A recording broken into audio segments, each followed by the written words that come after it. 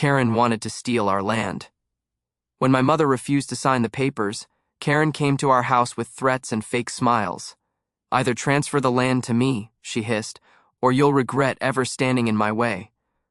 Mom didn't back down. So Karen grabbed the wood-cutting handle lying nearby, and in a fit of rage she slammed it down. My mother's scream tore through the quiet afternoon as her 4 fingers were crushed beneath the block. Blood splattered across the wooden board, and Karen just stood there, breathing hard, eyes cold, lips curling into a cruel grin. She thought she'd won. She thought hurting an old woman would give her the power she wanted. But what Karen didn't know was that the woman she'd just attacked was the mother of a Navy SEAL, and her nightmare had only begun. Before the story unfolds, comment below which country you're watching from, and don't forget to subscribe for more unbelievable HOA stories.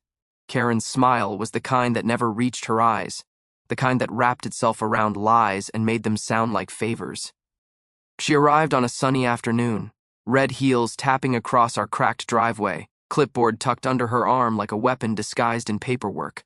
Her voice was syrupy sweet, dripping with false concern as she looked around the small yard that my mother had tended for years. She saw not a home, but an opportunity, a patch of ground she could add to her self-proclaimed empire. She talked about the community garden, about beautification projects in progress, about how everyone in the neighborhood would benefit. The word everyone never included us, but she said it anyway, like she believed repetition could make it true. She placed the papers on the porch table and smiled wider.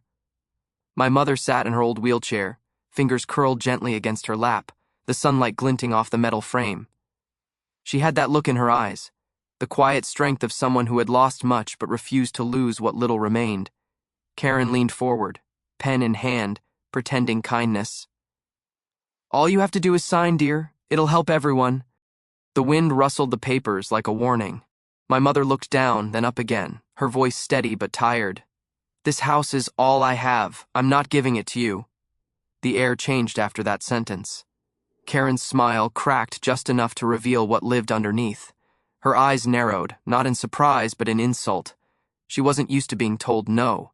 The HOA president didn't hear refusal, she heard rebellion. She gathered her papers slowly, tapping them against the clipboard as if trying to regain control of the script. "You don't understand how things work around here," she said softly, her tone shifting like a blade turned on its edge.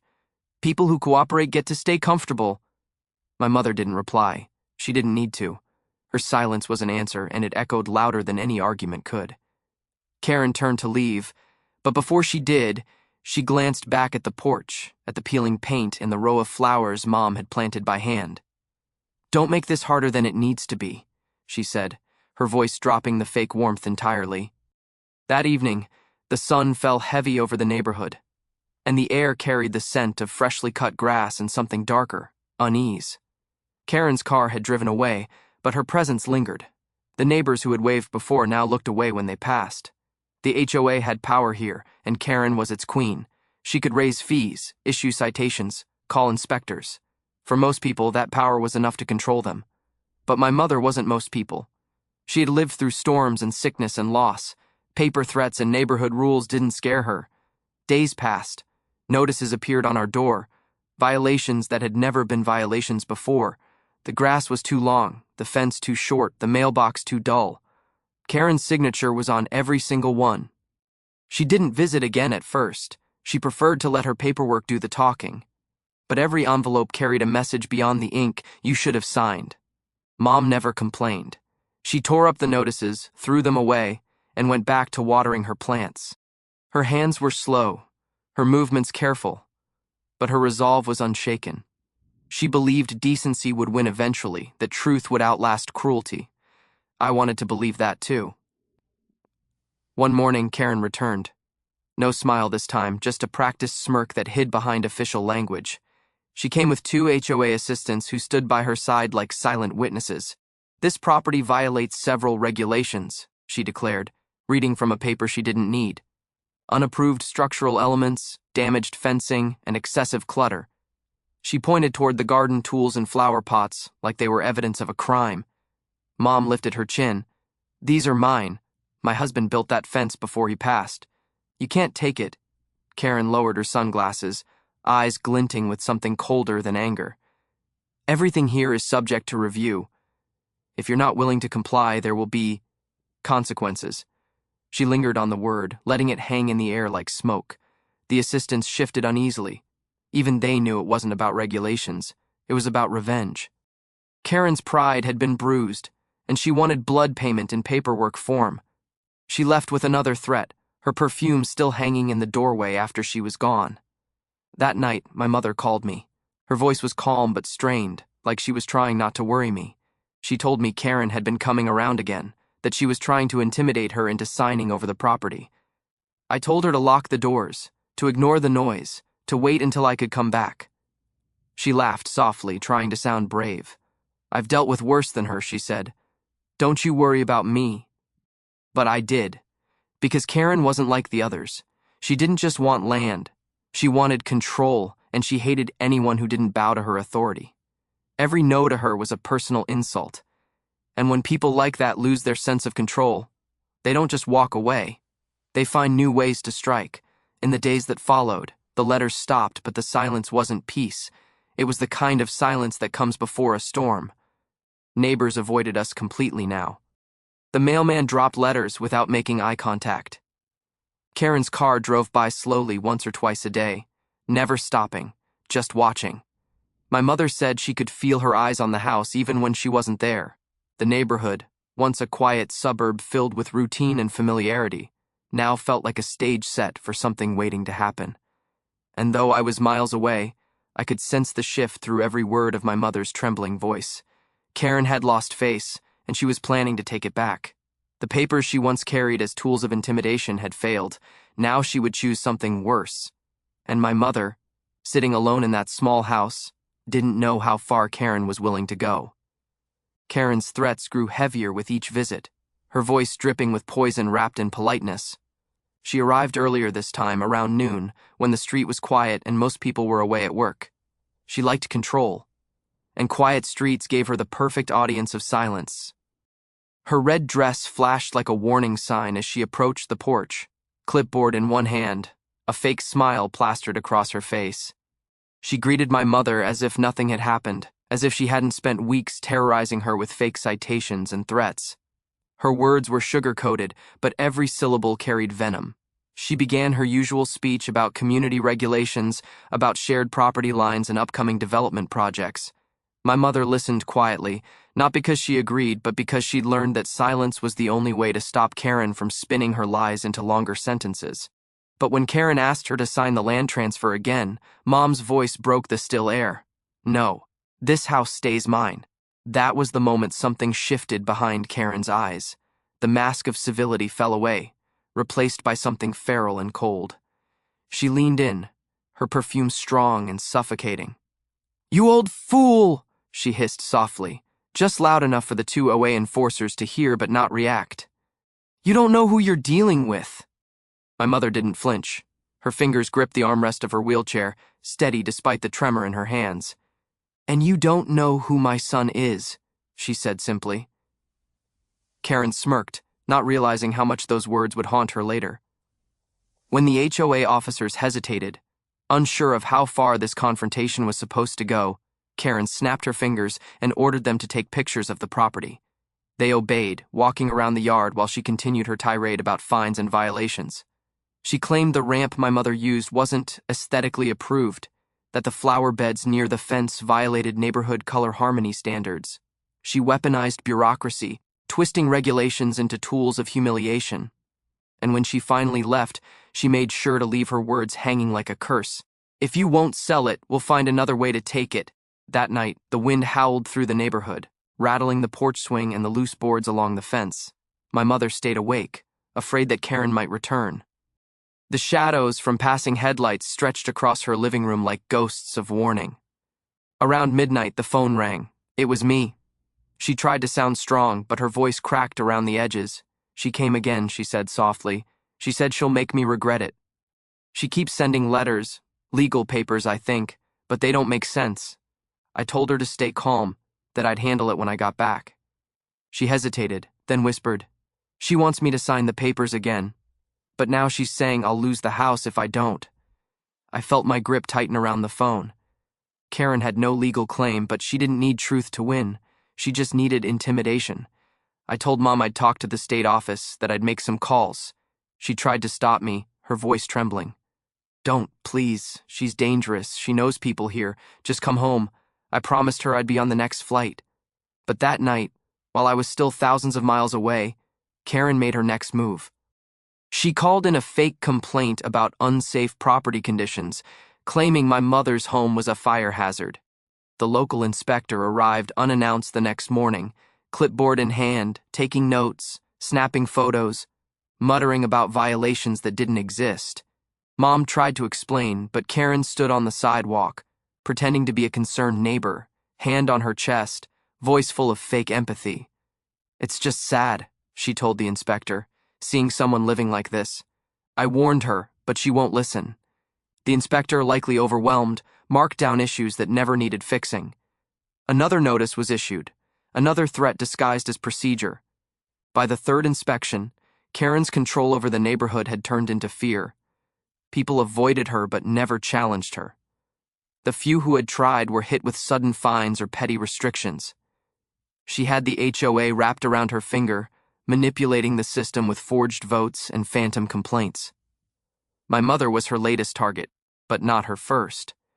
She had bullied others into selling land, cornering widows and retirees until they caved under pressure. But my mother was different. She had survived harder lives, colder nights, real wars fought within her own home. She refused to yield. The more Mom resisted, the more Karen's anger grew. By the end of the week, Karen's visits became daily. She'd appear unannounced, pretending to check violations, always looking for a reason to provoke. One afternoon, she tried to force her way into the backyard, claiming she needed to inspect a hazardous structure. My mother blocked her path with the wheelchair, voice firm but calm. You're not allowed back here. Karen's jaw tightened, eyes narrowing like a predator denied its prey.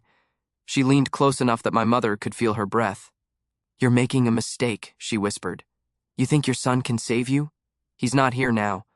Then she turned and walked away, heels clicking sharply on the pavement like the ticking of a countdown. That evening, Mom called me again, her tone different this time, steady but low, as if she didn't want someone to overhear. She knows you're not home, she said. She's watching. I could hear the exhaustion in her voice, the quiet fear she tried to hide. I told her I'd contacted the HOA board directly, but she cut me off. Don't do that. They all answer to her. Just get back fast. I barely slept that night. My training taught me patience, but the thought of that woman standing over my mother's porch, spewing threats like poison, stripped away every bit of calm I had. I could feel the tension in every word she'd said, the arrogance, the certainty that no one would stop her. Karen believed power was permanent, that her title and clipboard made her untouchable. She had no idea that the man she was provoking wasn't just any son, and soon her illusion of control would crumble the moment she realized whose mother she had touched. Karen returned the next afternoon, her red dress fluttering like a flag of warning in the humid air. The street was quiet again, too quiet, the kind of silence that feels planned. She parked her car diagonally across the driveway, blocking the exit as if she already owned the place. My mother was on the porch, trimming the edges of her plants with the small wooden-handled cutter she loved using every morning. She looked peaceful at first, unaware of the storm walking toward her. Karen's heels clacked against the pavement, each step deliberate, sharp, filled with anger she had been feeding for weeks. She didn't bother to knock this time. She pushed the gate open, letting it creak loudly enough to announce her arrival. My mother looked up, already sensing the hostility. Karen's face was twisted with fury, her usual fake smile gone. She had the same papers in her hand, folded tightly, creased from being clenched too hard. "This is your last chance," she snapped. "Sign the property release now, or I'll make sure you regret every second of defiance." My mother calmly set the cutter on the table and looked her straight in the eye. "You've already taken enough from this neighborhood," she said softly. "You won't take my home." Those words ignited something dark in Karen. Her eyes widened, her lips trembled, and then she laughed. A laugh that didn't sound human, more like a release of built-up rage that had nowhere else to go. "You think you can fight me? You think that pathetic badge your son wears means anything here?" she hissed, stepping closer. Mom didn't answer. She reached for her wheelchair's armrest, but before she could move, Karen grabbed the table. The papers fluttered to the ground. She picked up the wooden handle from the edge of the table, the same one my mother used to cut stems, and without hesitation slammed it down on her hand. The sound was sickening.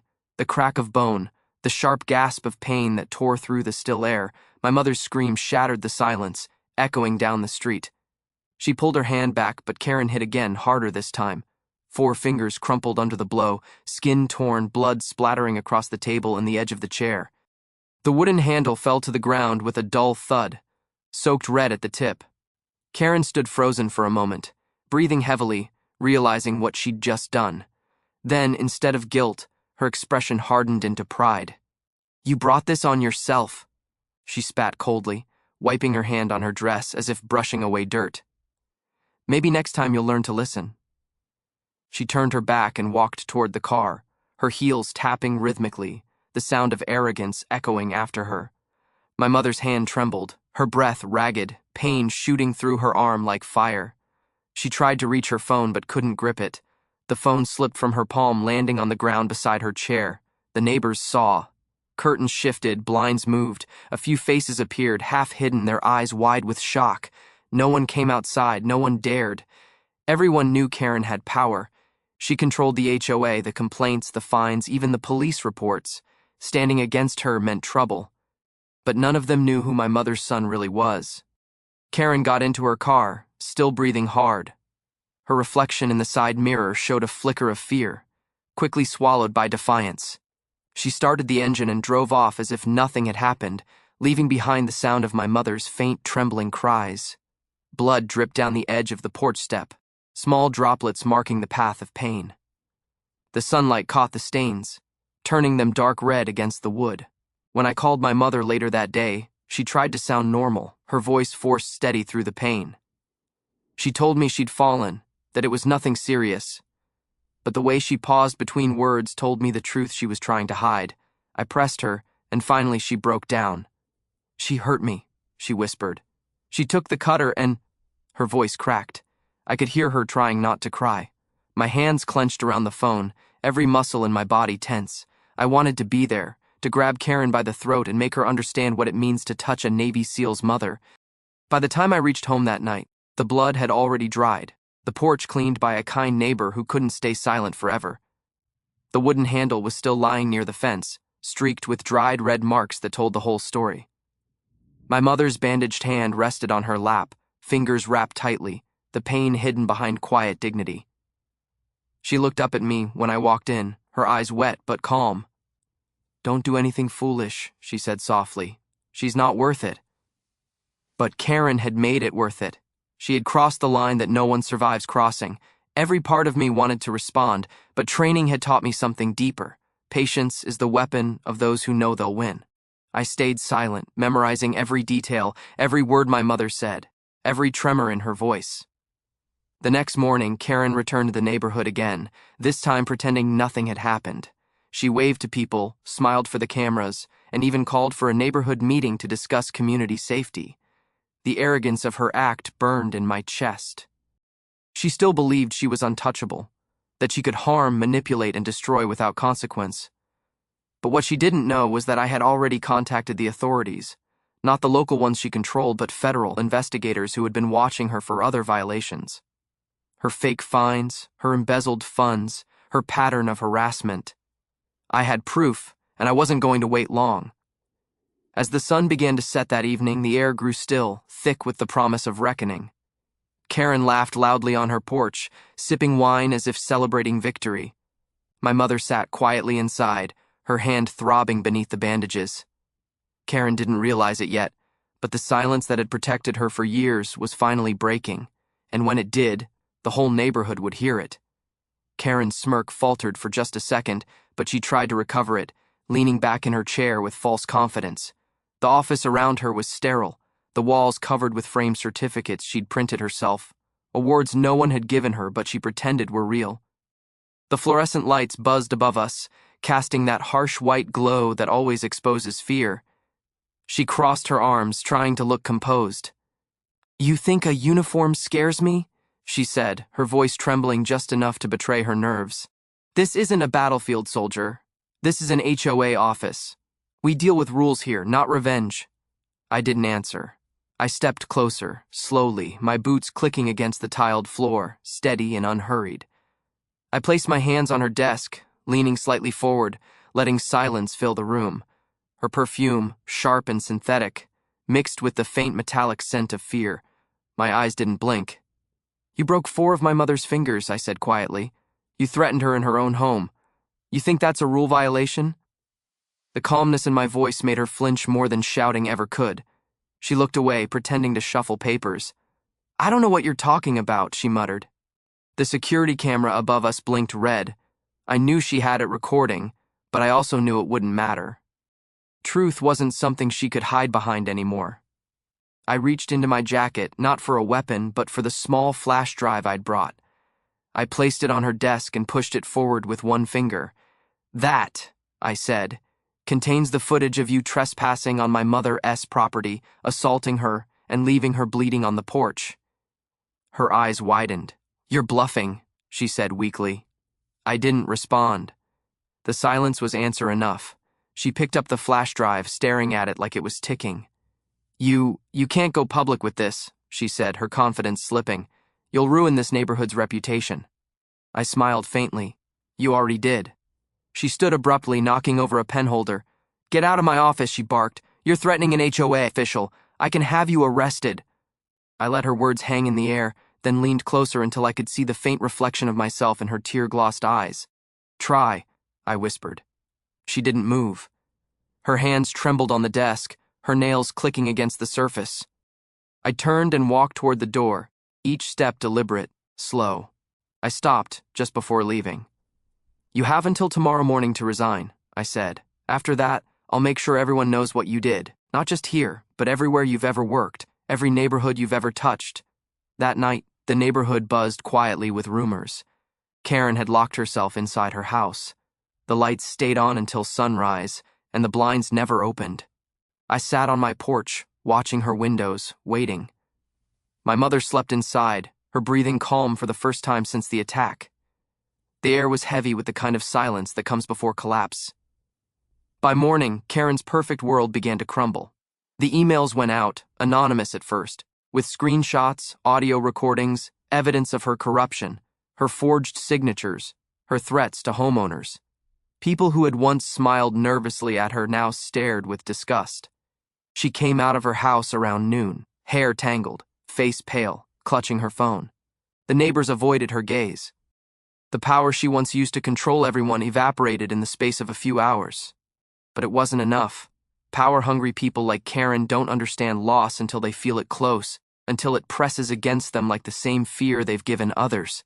I waited until she drove away, heading toward the HOA building one last time. I followed, not in uniform this time. Just a silent presence in a black car 2 vehicles behind. She parked hastily, storming inside, yelling at staff, demanding loyalty, threatening lawsuits. I watched from the entrance as the police arrived moments later. 2 officers approached her calmly, asking her to step aside. Her shouting turned into pleading, then denial, then silence. When they led her outside in handcuffs, the neighborhood cameras captured everything. Her red dress looked dull under the morning light, her makeup streaked with tears. She turned her head and saw me standing across the street. For the first time, she didn't speak. There was no anger, no arrogance, just realization, the kind that comes too late. I didn't move. I just watched as the car door closed, the sound of finality echoing faintly against the empty air. I returned home, the sun high above, the street quiet again. My mother sat in the garden, her hands still bandaged but her smile faint and peaceful. It's over? She asked softly. I nodded. She looked down at the flowers she had tended to even when her fingers hurt too much to hold the shears. She'll never change, she murmured, but maybe others will. That night I received a call from one of the investigators. They told me Karen's files exposed far more than we knew. Embezzlement, fraud, extortion. It wasn't just our neighborhood. She had done this before, everywhere she went, leaving trails of ruined families and stolen funds. Her arrest would uncover everything. I stood at the window watching the streetlights flicker on, The air smelled of rain and redemption. My mother's laughter from the kitchen filled the house, soft and warm, the kind of sound I hadn't heard in years. For the first time, the neighborhood felt alive again, not in fear, but in relief. But deep down, I knew this wasn't just justice. It was balance restored. People like Karen thrive when good people stay silent. My mother's pain had ended her reign, but it had also awakened something stronger, a reminder that sometimes peace is only possible when someone is willing to fight for it quietly, without warning, without rage. Karen had believed she was untouchable, shielded by rules and fear. But fear, like power, collapses the moment it's no longer believed in. And when it broke, it didn't just destroy her. It freed everyone she'd ever controlled. The walls of the station seemed to hum that night, a low, steady vibration of justice waiting to breathe. Papers shuffled, printers clicked, radios whispered codes, all small sounds that together built the rhythm of truth closing in. I stood in the corner, silent, watching the evidence pile itself like a wall between lies and escape. The recordings from the cameras, the testimonies from neighbors, the photographs of the broken handle, all lined up neatly, undeniable. Each one told the same story. Karen wasn't the victim she pretended to be. She was the storm that had finally run out of places to hide. I didn't say much. I didn't need to. The detectives knew what to do. The uniform on my chest carried its own language, one that didn't require shouting. The chief in me had seen this pattern before. People who build small kingdoms of fear, ruling cul-de-sacs instead of cities, but with the same hunger for control. Karen was no different. She believed a red dress and a clipboard made her untouchable, but fear only works until the truth finds a voice louder than silence. Her fingerprints on the wooden handle matched perfectly. The same handle my mother's blood had dried on.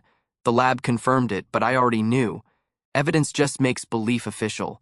They played back the security footage, the grainy image of Karen standing in the yard shouting, waving her arms before she raised the handle and brought it down.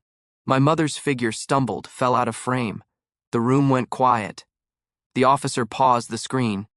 The silence afterward was heavier than the sound of the act itself. I looked around the room. Even the newest recruits, the ones who'd seen worse on their first day, couldn't meet my eyes. Not because of pity, but because they understood what that kind of betrayal meant. Authority misused is worse than crime committed in chaos. It's poison dressed as order. When they brought Karen in for questioning, she didn't look like the same woman. The confidence was cracked, her hair disheveled, her hands twitching as if still gripping that handle. She started with her usual arrogance, the tone, the words heavy with fake authority. "You people don't understand. I was defending myself," she said. "She came at me." But the officers didn't react. They'd heard it before. They'd seen her smirk in meetings, the way she treated homeowners like subordinates. That act no longer held power. I watched from behind the glass.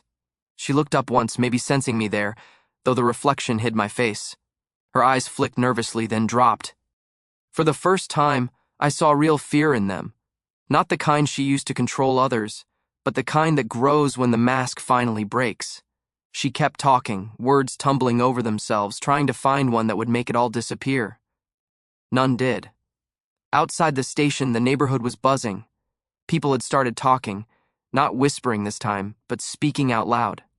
They remembered every fine she'd issued unfairly, every threat, every meeting where she humiliated someone for a chipped fence or a parked car. The HOA board, once silent and complicit, called for an emergency meeting. For years, Karen had convinced them they needed her. That fear was order. But truth was contagious now, and it spread faster than her lies ever did. By midnight, the board had voted to suspend her indefinitely. The news reached her through the interrogation room. I saw her reaction, a slow, stunned blink, like she couldn't process a world that didn't revolve around her authority anymore. She whispered something to herself, a mix of disbelief and anger. I couldn't hear the words, but I recognized the tone, the sound of control slipping through desperate fingers. The next morning, the story broke. HOA president under investigation for assault and corruption. Her photo filled the screen, the same smile she used to mask venom now looking like a confession. Reporters camped outside her house. Neighbors gathered, not out of hate, but to see the truth take shape. She had spent years pretending to be the law. Now she was learning what it meant to face it. I visited my mother in the hospital later that day. The doctors said her hand would never be the same, but she could still move 2 fingers. She smiled when she saw me, eyes tired but soft. "You didn't do anything rash, did you?" she asked. I shook my head. "Just the right thing," I said. She nodded slowly. "That's what your father used to say." We sat there for a long time, the quiet between us full of things we didn't need to say. Outside, the sun began to set, the sky painted gold and scarlet, colors that reminded me of both blood and healing. Karen's house was dark now, the lights off, the curtains drawn, power gone quiet. But even as her world collapsed, I didn't feel victory. Justice isn't celebration, it's restoration. It's the slow, quiet rebuilding of what was broken. And that's what came next. The neighborhood changed. The fear that once shaped it evaporated, replaced with something simpler: respect. People started helping each other again, speaking without watching their backs. The air felt lighter. Karen was still under investigation, but the outcome was already written. Truth had done what punishment couldn't. It had stripped away her illusion, and sometimes that's the worst sentence of all. The wooden handle remained in the evidence locker, sealed and labeled. I looked at it one last time before leaving the station. It was no longer a weapon, just wood and memory, a reminder that even the smallest act of cruelty can topple the tallest wall of power once someone decides not to stay silent. And in that silence, justice had finally spoken. They led her out of the station just after dawn, wrists bound, face pale against the flashing blue lights. Her red dress, once the symbol of power and intimidation, now looked like a costume stripped of meaning. The same neighbors who used to flinch when she walked by now stood in silence, watching her being escorted into the car. No one said a word. They didn't need to. The sound of the cuffs clicking shut said everything. Her voice cracked as she tried to speak, that familiar shrill tone trembling into something weaker. "You can't do this. I'm the president of this community. You all work for me." But the officers didn't look back. The badge no longer bowed to her clipboard. Authority had reclaimed its rightful shape, and she was standing on the wrong side of it. I stepped forward, the sound of my boots echoing on the pavement. For the first time, she turned and really saw me, not as a neighbor, not as the son of the woman she hurt, but as the Navy SEAL she had unknowingly provoked. The recognition in her eyes was slow, spreading like frost. She realized then that the quiet man who always nodded politely had been watching, waiting, measuring every cruel word she'd spoken, every order she'd barked, every time she'd used power as a weapon. Her lips parted, but no sound came. The air between us held years of arrogance collapsing into a single breath of fear. I didn't raise my voice. I didn't need to. "No," I said evenly, "you were the president." That was it. The end of her title, the end of her reign, the last time anyone would ever call her by that name again. Mom was in the car, sitting in the passenger seat with her hand wrapped in fresh bandages. She watched through the glass, her face calm, her eyes glistening. The lines of pain were still there, but so was something new: peace. When she saw Karen being taken away, she didn't smile out of revenge, just quiet relief. She'd never believed in vengeance. That was always my weakness, not hers. When I opened the car door, she whispered softly, "It's over?" "Yes," I said, "it's over." Her gaze drifted to the officers leading Karen away. "Don't hate her," she said. "Just make sure no one like her ever gets that power again." I nodded. That's exactly what I plan to do. The neighborhood woke slowly that morning, the kind of morning where everything feels new, even though nothing physically changed. The air was lighter. The silence that used to feel tense now sounded like rest. People came out of their homes one by one, the same people Karen had silenced with fines, threats, and board meetings. Some carried coffee, others just stood on their porches, watching the patrol car disappear down the street. They started to talk again. Not about fear, but about rebuilding. The old man with the cracked fence she once fined smiled and waved at me. A woman brought flowers for my mother later that day. Kids rode bikes again down the street where no one dared to laugh too loud before. The community she tried to control was alive again, breathing freely for the first time in years. I went back inside our home that afternoon. The wooden handle she used still lay in the evidence bag, waiting to be logged away. I stared at it, thinking about how something so small, just a piece of wood, had nearly destroyed so much. It wasn't just an object anymore, it was a symbol of what fear can do when it's given authority, of what happens when good people stay silent. Mom sat by the window, her hand carefully resting on the cushion beside her. She looked outside where the trees swayed, the sunlight touching everything it had once avoided. "You know," she said softly, "you always wanted to protect people. I guess now you really have." I smiled faintly. "I didn't want it to be this way." "It never is," she replied. "But you did what had to be done." Evening fell, golden and quiet. The same street that once echoed with shouting now carried laughter from the park nearby. Someone had started a barbecue. Music drifted through the air. It wasn't celebration. It was release.